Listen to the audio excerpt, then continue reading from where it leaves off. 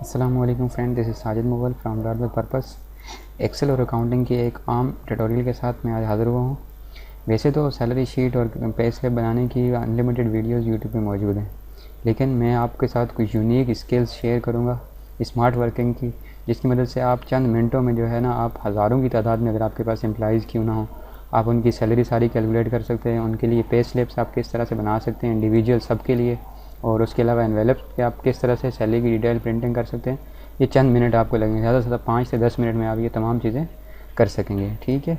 अच्छा, ये छोटा सा डेमो मैं आपको दे रहा हूँ कि क्या हम इस चीज़ में आप आज कवर करेंगे। ठीक है। बेसिक सैलरी हमारी वर्क डेज है, यहाँ पे आपने अटेंडेंस डालनी है, इंटर करनी है, और उसके बाद अलाउंसेज हैं। ग्रॉस सैलरी यहाँ पे कैलकुलेट होके आ रही होगी खुद ब खुद फार्मूला की मदद से। ठीक है। लोन है, एडवांस है, टैक्सेस हैं, और टोटल डिडक्शन है, और नेट सैलरीज है। ठीक है। आपने करना क्या है, कुछ भी नहीं करना, जस्ट अटेंडेंस डालनी है आपने वहाँ पे। ठीक है। और उसके बाद यहाँ से जाके आपने सिलेक्शन करनी है कौन से मंथ की आप सैलरी बना रहे हैं। जनवरी की आप सिलेक्शन करेंगे जैसे, तो यहाँ पे ऑटोमेटिक ये है ना, ये डेज़ इसके आ जाएंगे। ठीक है। इन डेज़ को हमने लिंक किया हुआ सैलरी शीट के साथ, तो ऑटो सैलरी उस महीने की कैलकुलेट हो गई। या फर्स्ट मैंने यहाँ पे जून सेलेक्ट किया, आप ये देख रहे हैं आपके सामने पूरी सैलरी शीट तैयार यहाँ से तब्दील हो रही है, यानी कि जून के 30 दिन होते हैं। अब यहाँ पे एक और फंक्शन हमने बड़ा इंपॉर्टेंट किस्म का लगाया हुआ है, वो है फरवरी का। ठीक है। अब ये देखें, मैंने यहाँ पे फरवरी का लिखा 2016, तो ये देखें आपने इसको बताया कि ये लीप ईयर था और इसके 29 दिन होते हैं।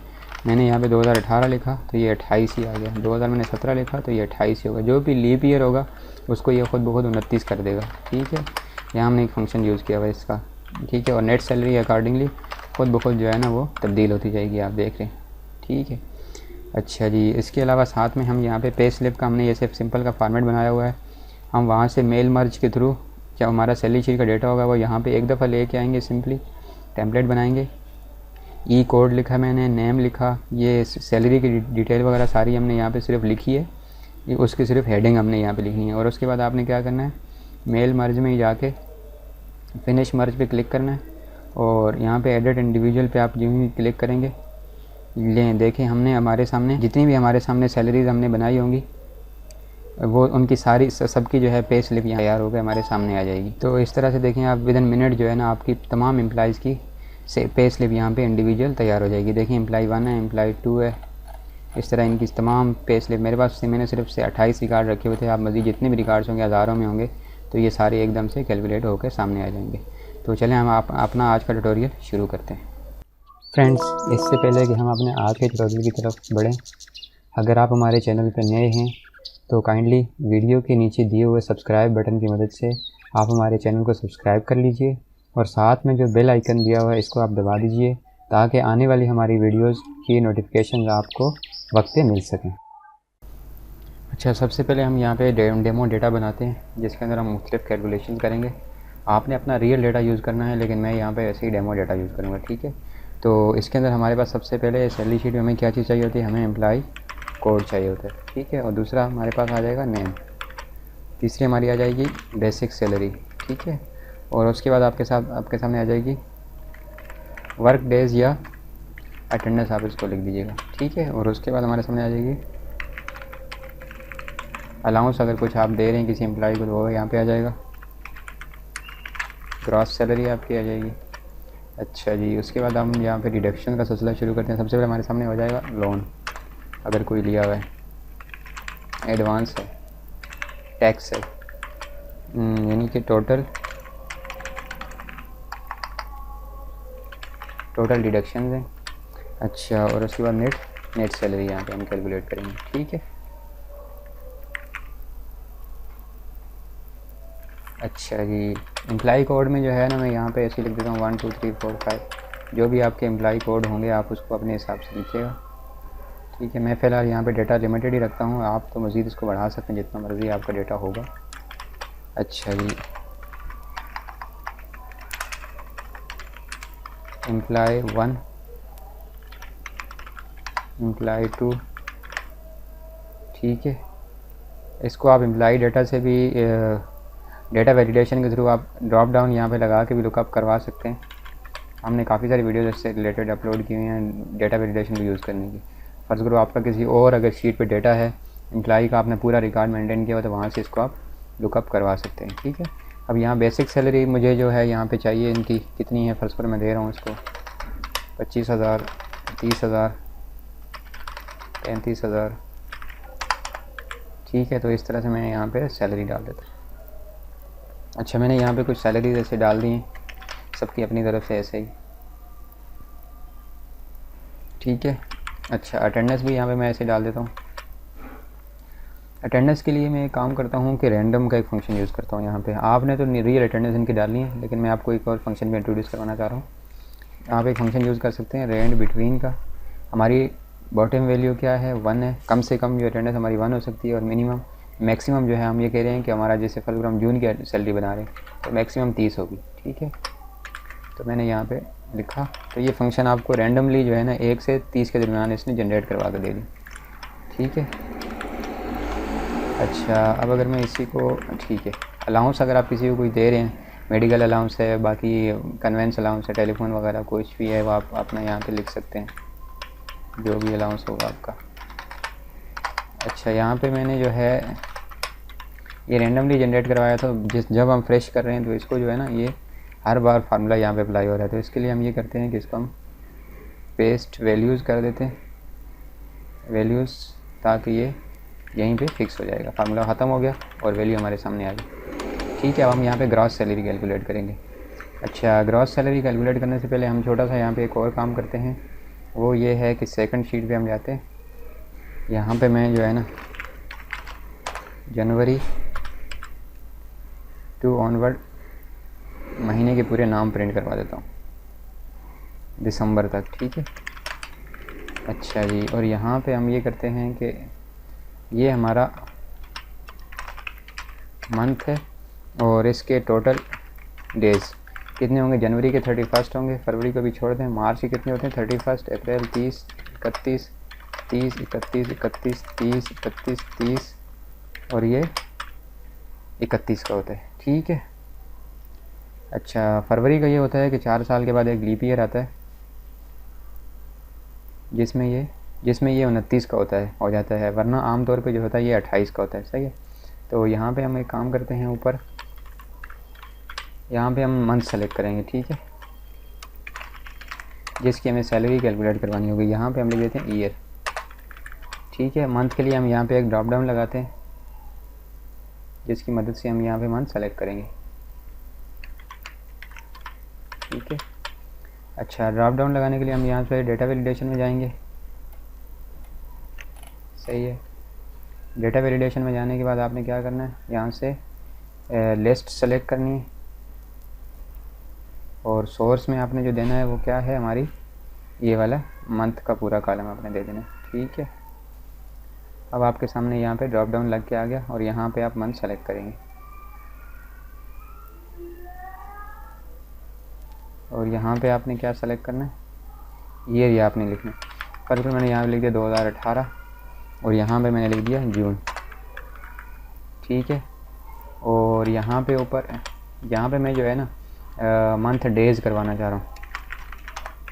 डेज़ हमारे सामने यहाँ पे आ जाएंगे कि ये महीना कितने दिन का है, मतलब 29 का है, 30 का है, 31 का, जो भी है, ठीक है। तो इसके लिए मैं यहाँ पे लुकअप करवा देता हूँ, is equal to V lookup value हमारी ये है जून, मसलन ये मंथ है हमारा, और टेबल एरे हमारी ये वाला पूरा डेटा है और नंबर 2 पे है, देन 0 है। अब आप ये देखें, मैंने यहाँ जून लिखा तो इसने हमें यहाँ पे 30 प्रिंट करवा दिया कि ये 30 का महीना है, सही है। अब मैंने यहाँ पे जनवरी लिखा, आप लिख भी सकते हैं और यहाँ से ड्रॉप डाउन की मदद से आप इसको सेलेक्ट भी करवा सकते हैं। ये देखिए, मैंने अप्रैल किया तो इसका ये आ गया, ठीक है। अब मसला यहाँ पे फरवरी का है। फरवरी के लिए हम क्या करते हैं, अब ये देखो लीप ईयर कौन सा होता है। अब ये देखें, फर्स्ट को 2016 है। अगर मैं कोई भी ईयर होता है उसको अगर आप 4 पे डिवाइड करते हैं तो उसकी रिमाइंडर जो होता है वो अगर 0 आता है तो मीन्स कि वो लीप ईयर है। अगर रिमाइंडर 1, 2, 3 कोई भी आ रहा है तो मतलब ये है कि वो लीप ईयर नहीं है, सही है। अब यहाँ पे हम छोटा सा फंक्शन लगाते हैं, इक्वल टू मोड नंबर, हमारा क्या है, नंबर हमारा ये वाला ईयर है, हम यहाँ पे लिखेंगे, ठीक है। और दूसरा क्या है, डिवाइज़र हमारा क्या है, वो है 4। अब ये देखें यहाँ पे 2 आ गया, सही है। तो मतलब ये है कि ये 2018 जो है ये लीप ईयर नहीं है। तो यहाँ पे इसकी शुरू में एक और फंक्शन आपने लगाना है, इज़ इक्वल टू इफ़ के अंदर हमने ये फंक्शन बंद करवा दिया। हमने कह दिया कि इज़ इक्वल टू अगर ये 0 है तो फिर हमारे सामने 29 कर दो, वरना 28 कर दो। ठीक है, अब ये देखें 28। अब ये हमारा 2018 जो है वो लीप ईयर नहीं है, तो ये 28 दिन आएंगे इसके। ठीक है, और अगर मैंने कहा फर्ज करो मैंने यहाँ पे लिखा 2020 लिखता हूँ। 2020 चूँकि 4 पे पूरा तकसीम हो रहा है, तो लिहाजा ये देखें ये लीप ईयर है और यहाँ पे 29 आ गया। ठीक है, अच्छा जी। अब उसके बाद आप ये देखें यहाँ पे मैंने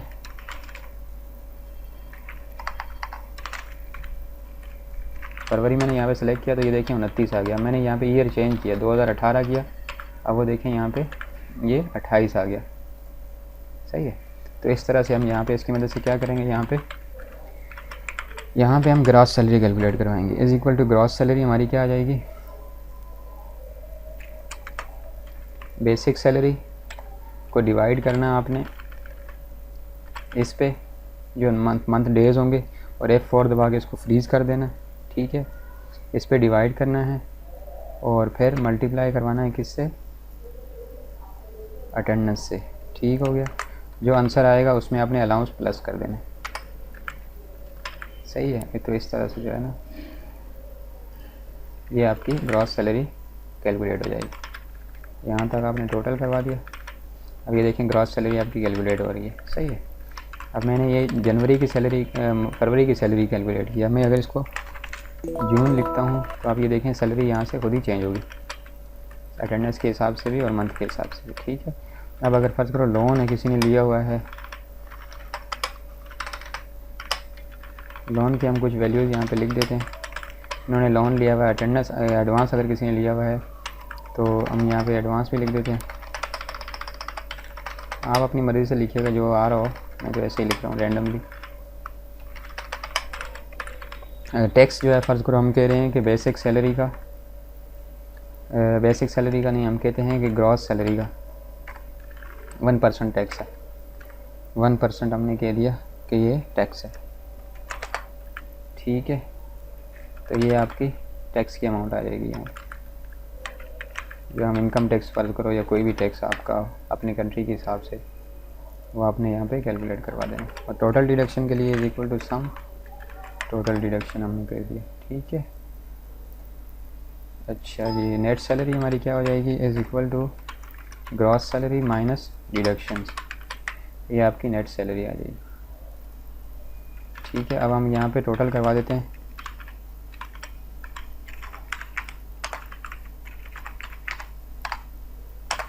टोटल हम यहाँ पे करवा देते हैं, सही है।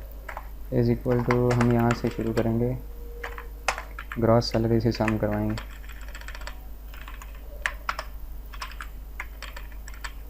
ठीक है, ये सब का टोटल आ गया आपको सामने।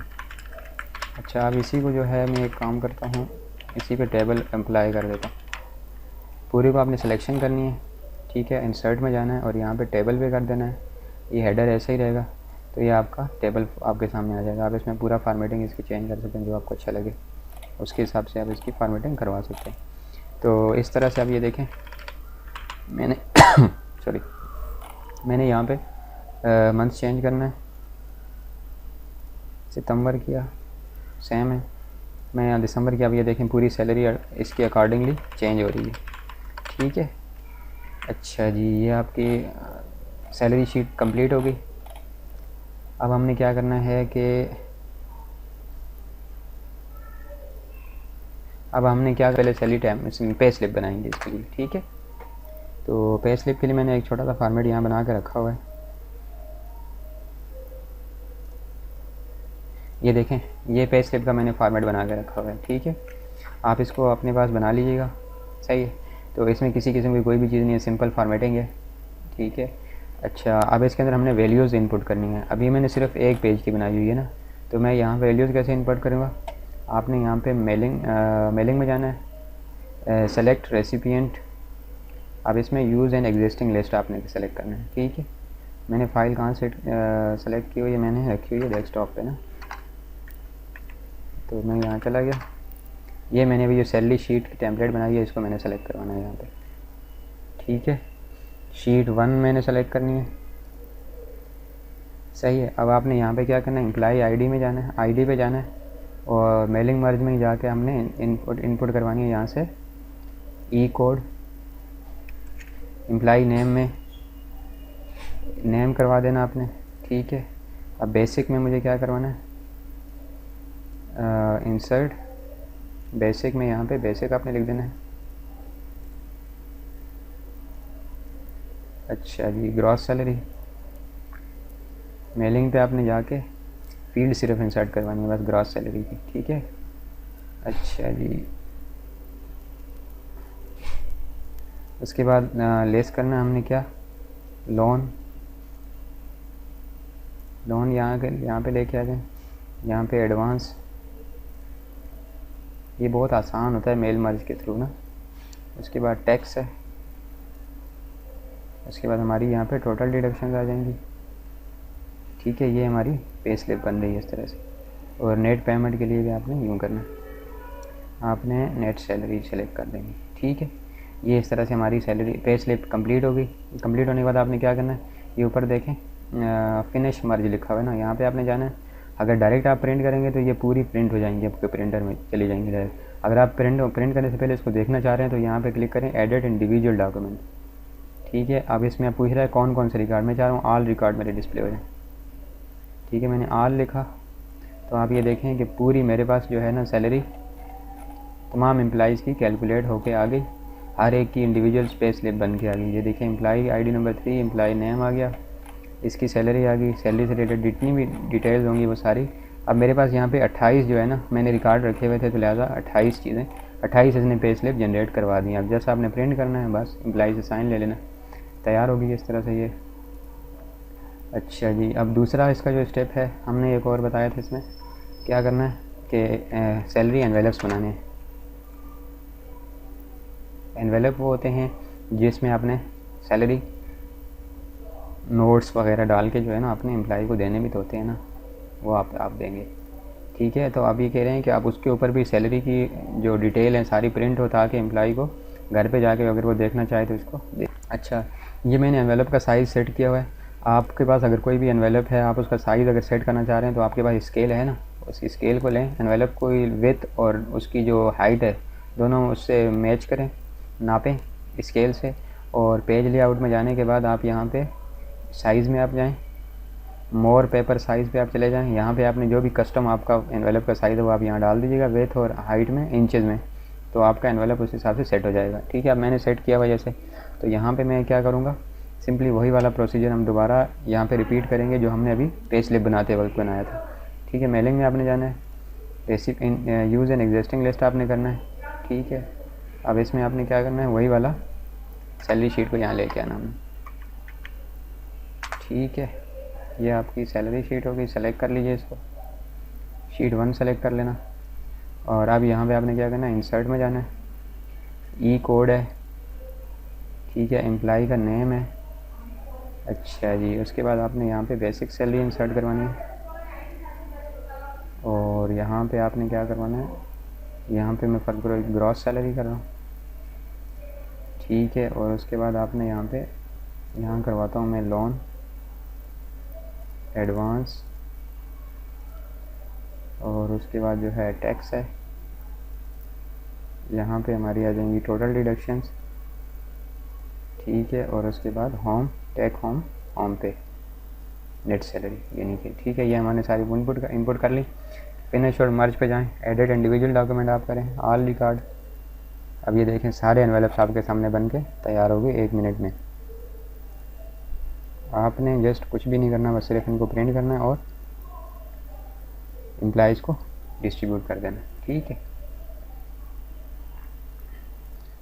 तो उम्मीद है कि दोस्तों आज का हमारा ट्यूटोरियल आपको पसंद आया होगा। अगर इसमें कोई भी किसी किस्म की डिफ़िकल्टी है तो आप हमसे कमेंट में पूछ सकते हैं। अच्छा, अगर आपको हमारा काम अच्छा लग रहा है तो हमारी वीडियो को लाइक करना, शेयर करना मत भूलना। और दोस्तों हम इस तरह की और वीडियो मज़ीद भी ताकि अपलोड करते रहेंगे आने वाले वक्त में। आप हमारे चैनल को सब्सक्राइब कर लीजिए ताकि आने वाली वीडियोज़ की तमाम नोटिफिकेशन आपको आराम से मिल सकें। Thanks for watching. अपना बहुत सारा ख्याल रखना। अगली वीडियो तक के लिए अल्लाह हाफ़िज़।